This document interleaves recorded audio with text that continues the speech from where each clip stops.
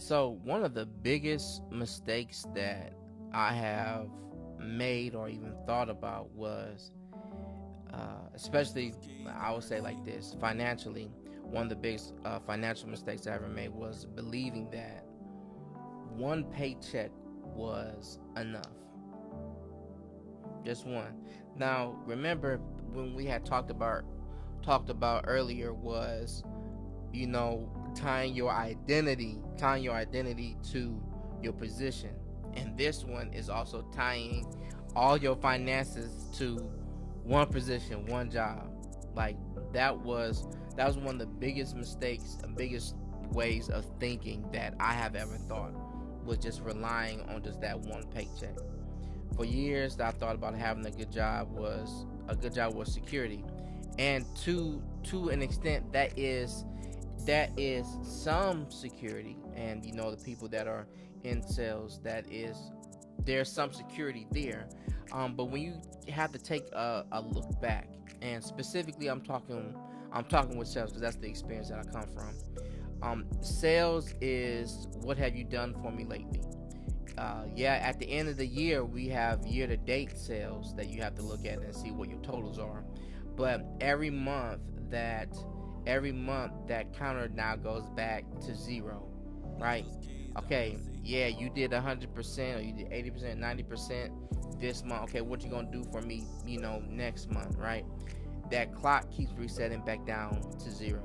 And for me, I would say sales is good because it does teach you personable skills. It teaches you how to negotiate. It teaches you how to be patient. It teaches you how to be a good listener. It teaches you also like they said, how to sell, position, how to position value, and then talk on our ROI perspective. And people don't know that what it is. That's return on investment. Kind of to speak on that, right?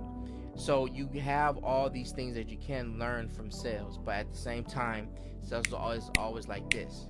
It's always moving. Like, what's the next product? And so, to an extent, sales is really good, but I don't, I don't, I don't foresee that putting in all that hard work, making those calls, because there's a lot of calls that you do in the morning and afternoon, um, making a living off doing that for somebody else. And that's what we're going to be talking about, having different streams of income.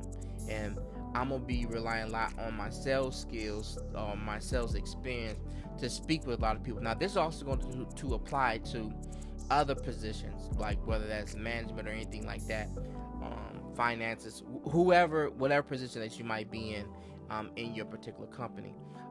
But this is talking about having multiple streams of income.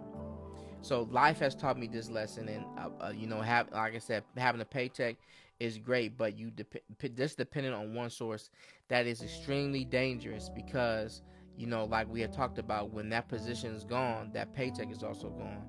So you want to have something that you can lean on, and why not be able to lean on something that you're doing on your own, right? Have something that you love, have something that you can actually call your own, right? So it's just thinking about things differently, and actually having real security. Because if something happens with your job, that you can still be able to have something that you can lean on, whatever, to help bring in income. And so this is something that I'm working on, and this is something that I know that some of you all are going to be able to do the same thing. And that step is definitely going to be scary, but again, you'll be able to do it. So you know, like I said, the biggest mistake and the thing that I learned from was just relying on one paycheck. And then right now we're going to be talking about having different sources of income. So what I learned was, most people have only one stream of income. Most of them do. They got one employer, one paycheck, on one source. And to be honest with you, that's kind of scary when you're thinking about, uh, you know, how the economy is, right? And what the American dream is. You want to have a house, have a family. be able to bring in enough money to support that family and do the things that you need to do, and live comfortably. But as we can see, in this economy, that's just being comfortable ain't fitting anymore, right? And so when I looked at everything, you know, the problem is that the source disappears, and everything changes, and it's not fear, but that's just the reality.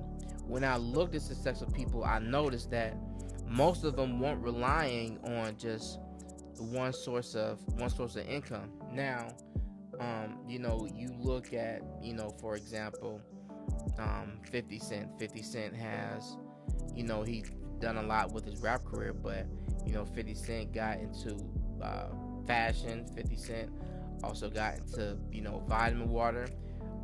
50 also, he's done amazing, with all of these TV shows that he has now. It's not just a power TV show; it's a power universe. And he's has multiple seasons and multiple different spin-off shows, and just paying actors that are very well, and you can see the different incomes that he has. You can see the different pipelines that he has, and so you can see that's how he became successful. Even looking at Dr. Dre was in music, and now he's still in the music business, but he owned some headphones and became a billionaire off of that. You can look at Snoop, Shaq, Charles. You can see that they have multiple sponsorships, multiple businesses, right? And they just don't rely. They just don't rely on one business. I mean, Charles Barkley said, Charles Barkley is so comfortable in his life, like he's built such a good, I said, financial egg for him. He said the other day, I'm waiting for somebody I'm trying to figure out how I can get fired, right, for doing some things that he's doing. And just so that's just kind of, and when I hear that, that just sounds like financial freedom. You got so much going on that, hey, this thing that is paying me, like I can lose it. Like I'm looking for a way to kind of lose it. I mean, shoot, Elon Musk. I mean, I think it's just been announced that he's a trillionaire, right? And so they just not all these examples of all these people that I'm talking about. They're just not relying on one income. They have sponsors, they have different businesses, they have real estate. That just, when I look at them, I'm like, and I'm not necessarily say I envy them, but that's also like, it's also a good thing to look at, to see like, okay, all these successful people made it. How can I get there? And the thing is that you can't. One of the things I noticed is that you can't settle. You got to have different businesses. You have to have investments. You got to have content. You can do consulting services. Everything they do is diversified. They're just not kind of like in one lane.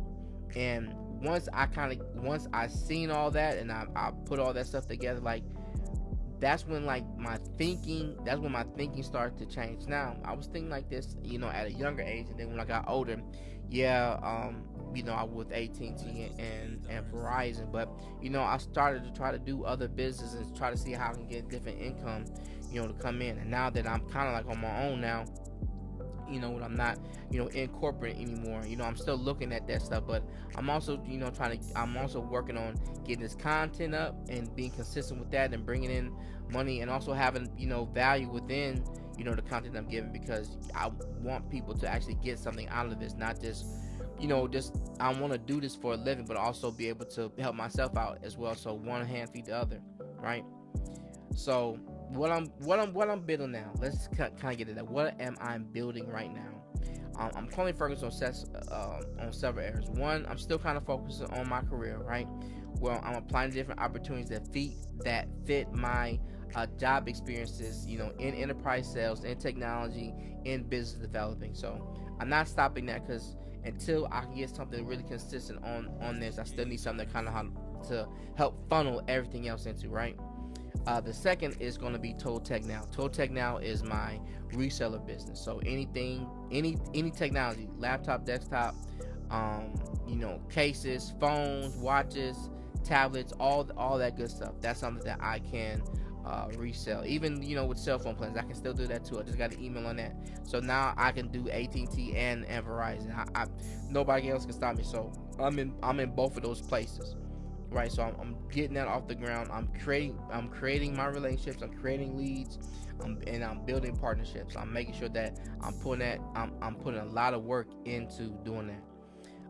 And thirdly, content creation. Like, it's specifically like this video, making sure that I can put value and I can put my experiences in life, and also put valuable message and technology, mix that into one and deliver that right to you all. I'm growing the Larry Motivates brand. Every video is going to be an investment. Every post is an opportunity to reach one, and every subscriber is a step forward towards the larger vision. Because everything's going to eventually feed into one. Whether I'm doing it now or it's going to be later, everything's somehow going to be connected, but still diversified. So, why most people never start trying to run their own business, never start on having different streams of income. And most people, they fail this not because they lack the ability to actually get this done, but because they actually never start. There's a lot of conversation, there's a lot of research, but you actually don't start. You actually don't put forth the effort to get it done.